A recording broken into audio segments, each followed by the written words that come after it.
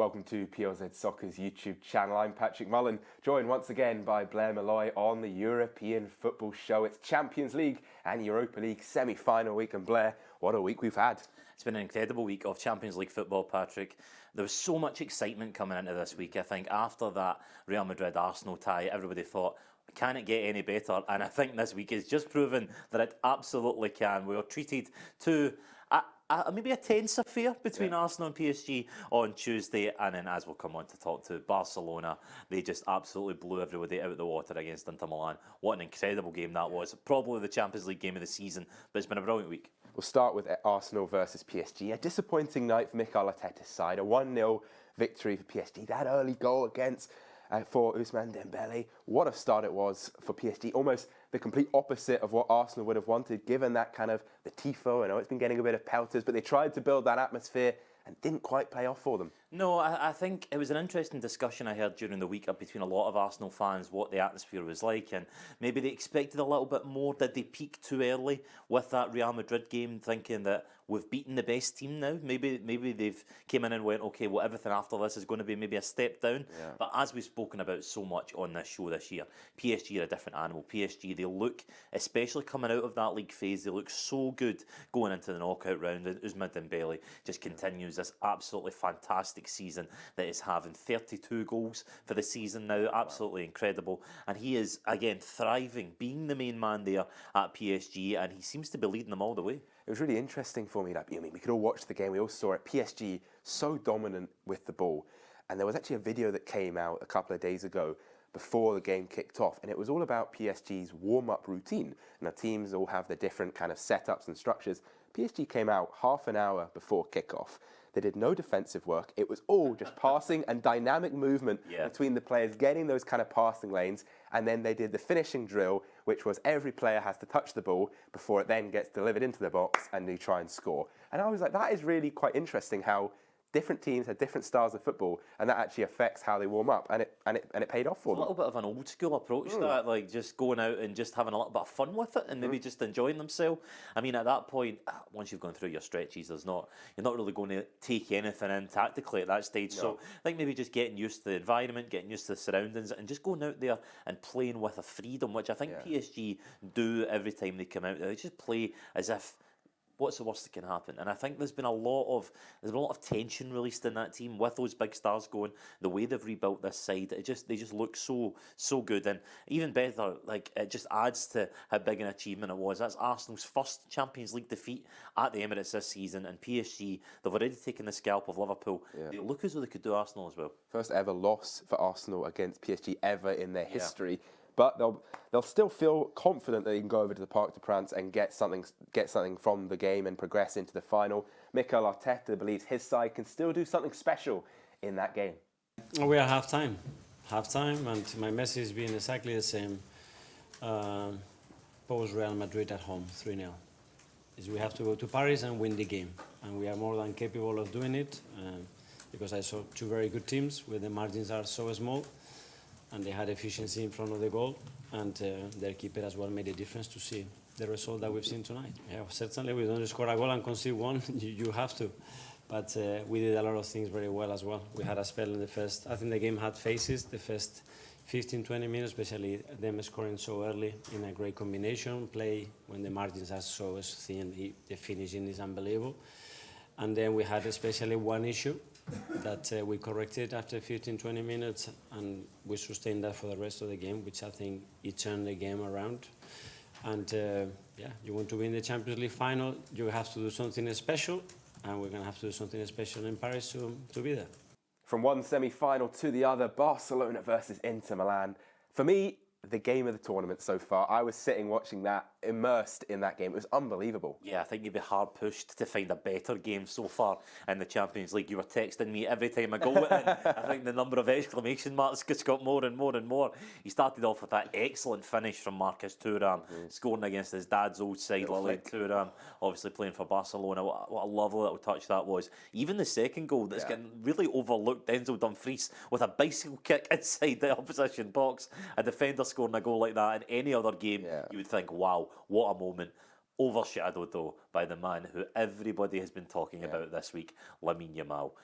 That goal. It was just stunning. I've watched that about 100 times from so many different angles. This is the one facet of modern football that I love. The fact they've now got 100 cameras all covering every single angle of that goal, and you can see it so dynamically. It was absolute poetry in motion to watch, and the way he scored that goal. The instant thing that I thought of, and you're maybe just a little bit too young to remember him in his peak, but watching Ronaldinho for Barcelona, the way he used to glide past people and the way he used to finish, he used to hit the ball with no backlift. Like you didn't even see him setting up for that shot. The way he's gone past these men and just put it in without even, how did that happen? Yeah. It was just stunning. That's really what it reminded me of watching that goal. He was the second youngest player ever to start a Champions League semi-final. I want to see if I can test your knowledge. He's 17 years old and 292 days. Who was younger than him? The youngest now. You know, if you're thinking, play at home, get in the comments, let us know who you think. I'm going to guess it was it Bojan?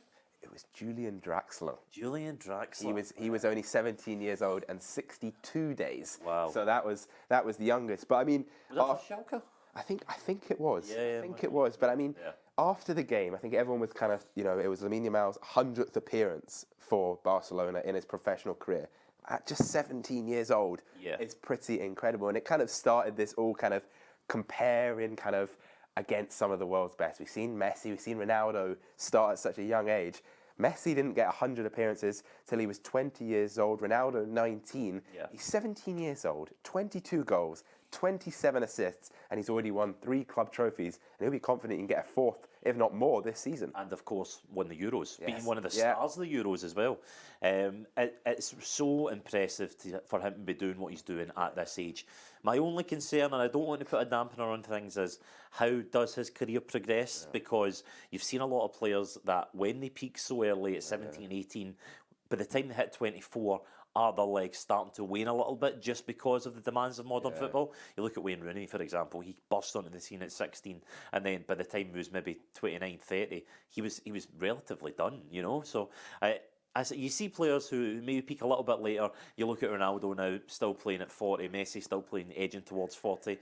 Will Lamine Yamal be able to maintain it for as long as that? I don't know, but let's just enjoy it with it now. Let's just enjoy watching him just now, and his best years are very much ahead of him. I think we've also seen advances in medical care and treatment of players. So I think nowadays, even though that demand is crazy, it will just be whether he can deal with that. He's becoming one of the world's biggest stars, but obviously that return leg, that game is so finely poised. Inter Milan at the San Siro, they'll back themselves not to concede 3 goals again. Very much so. Inter Milan, they've built their team this year on defensive solidity. So to concede 3 goals was really surprising. But then to score 3 themselves, to take 3 off Barcelona, I actually think it's a good result for Inter Milan. Despite the fact they led 2-0 and then led 3-2, they may be disappointed, but I think a draw coming away from that game, they would have been happy with. But I'm still sticking with it. Barcelona winning the full thing. You going for it? You heard it here first. Wow. They are winning the entire tournament. I might clip that and just put that when PSG storm it all the way. Moving into the Europa League, however, Manchester United 3, Athletic Club 0. No one saw that one coming. Absolutely nobody saw this coming, Patrick. What a first half it was. I missed the first goal. I was coming back into the house now. I'd missed the first goal. I turned it on. I was like, Man United 1-0 up. Not a massive surprise. I turned it on just as the penalty was being given, the penalty and the red card, and it was a penalty for me. I don't think Danny Viviani was really he was going crazy about it, but I don't think there was anything that he could have any complaints about. He pulled up Rasmus Højlund back, definite goal scoring opportunity. Bruno Fernandes, the coolest man in all of the Basque region, he just stroked that penalty home, and then when they added a third, I was in my head going, this could be 5 or 6. Yeah. Man United, will they be disappointed not to score any more? But you'd have to, I would say it's done. I think it's done at 3-0, yeah. I don't see them scoring 4 goals at Old Trafford. No. I think even at Man United stands, we saw it against Lyon, the choke is still there for Manchester United. But they'd have to score 3 goals without a reply, extra time, penalties. I just don't see it happening. It was a fantastic performance by Manchester United, a performance a lot of Man United fans didn't think they had in it, and there was no one praising the team more than Ruben Amorim after the game.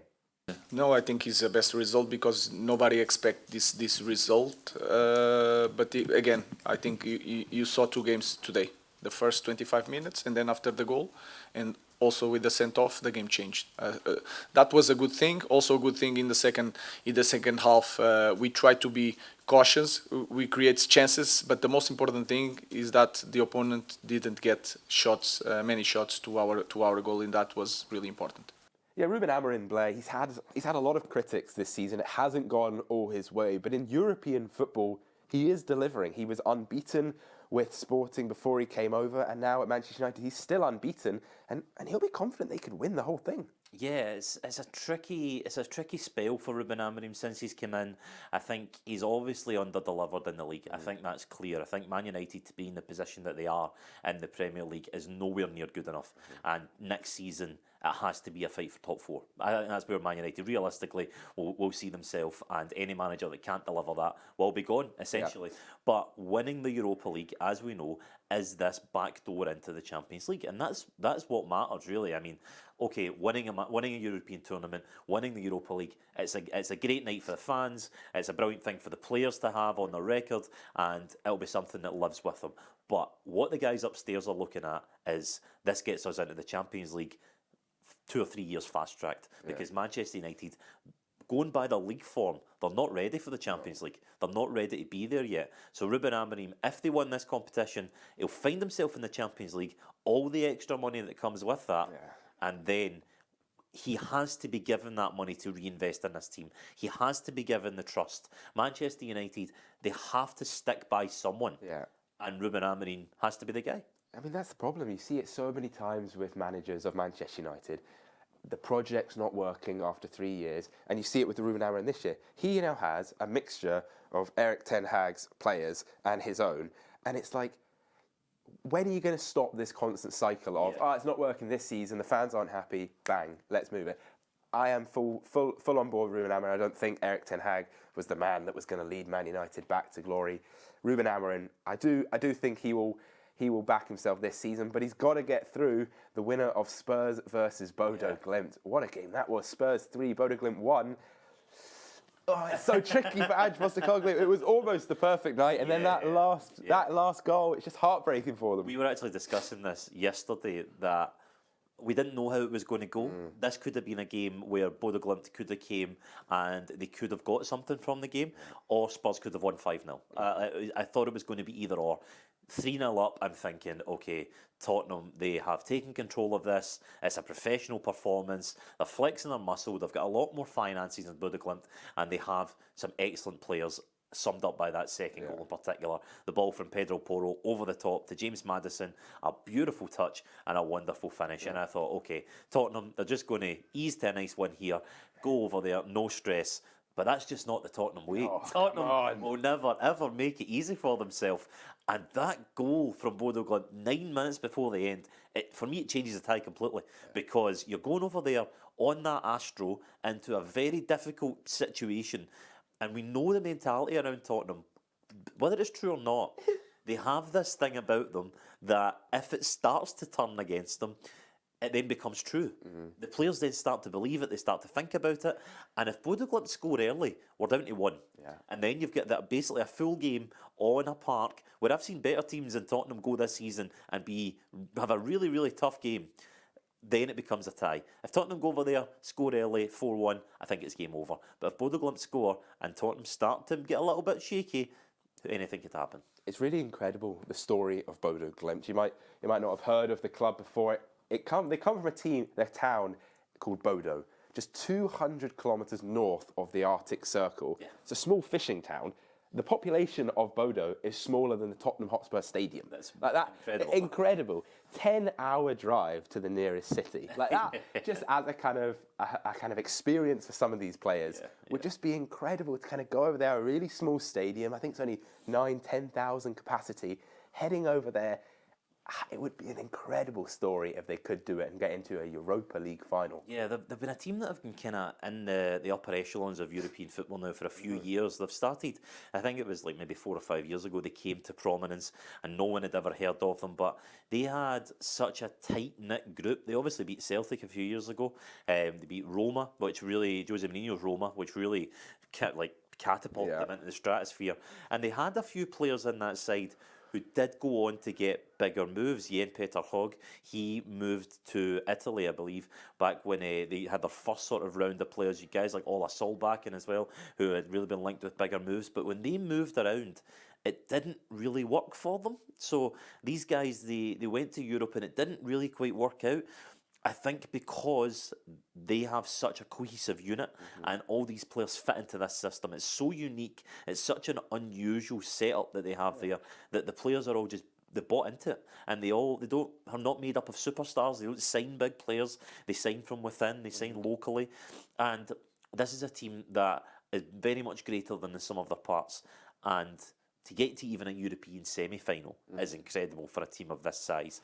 To then come away after scoring against Tottenham, that is massive. And to go back there, go back home, 2 goals in it, and knowing that if they score early, they have a chance. I think it's an unbelievable story, and I think every neutral is supporting Bodo. We have a really interesting time this Champions League. You know, every single game, Champions League, Europa League, is really interesting. A little mention for the Conference League. We don't really get much time to talk about it on the European Football Show. Chelsea 4-1 up in their semi-final, but Real Betis 2-1 against Fiorentina. That was a really interesting game. Yeah, just a little bit tie-in with Manchester United. I was at Anthony on loan at Real Betis. Thriving. Thriving. They love him. They absolutely love him there in Seville. An interesting quote this week from Real Betis legend Joaquin, who said that I'll provide the car if he has to be kidnapped, but he has to stay no matter what. He is absolutely desperate for Anthony to stay. And it just shows you, Anthony, I don't think it's unfair to say, subject of ridicule at Manchester United. He obviously not helped out by the massive price tag that he came in for. I remember at the time a Dutch journalist saying he's a good player, but he's not a £90 million player. He's a £30 million player. And just because Manchester United, as they have done quite a lot of times in the past, overpaid for him, doesn't make him any worse or any better. I think that doesn't affect him. He's going to Betis, maybe a little bit out of the limelight, a little bit less pressure, and he's shown what he can do. And I think it's really nice to see a player flourish and not have as bad a time as he did at Manchester United. And of course, he's still on loan. Ruben Amorim might fancy him. He could come back in, maybe a year more experience under his belt, could be crucial for Manchester United, or is he better off staying at Betis where he's loved? It's a tricky one. Play where you're loved, play your football, and have a smile on your face. I think everyone can agree with that one. Some huge games coming up next week in the Champions League, Europa League, and Conference League. We'll be back keeping you up to date all across it on the European Football Show. From Blair Malloy and myself, thanks for joining us once again. We'll see you next time.